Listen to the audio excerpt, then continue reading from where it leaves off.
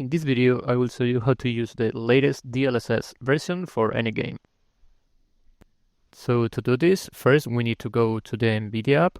Here in the NVIDIA app, we need to go to the graphics and now select the game we want to change the DLSS. Also, we need to make sure the game is supported. So most of the time, this will be supported for the latest game. For example, in Marvel Rivals, we need to go down here. And now here you will be able to find the DLSS model preset. By default, this will be the default setting on every game, but we want to change that, so we need to click here, and now we need to click on the latest.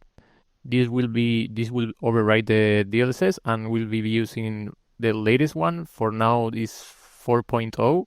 So we now click on apply, and this will now use the latest DLSS available for the game. So yeah, that's pretty much it. If you like the video, leave a like and subscribe. See you next time.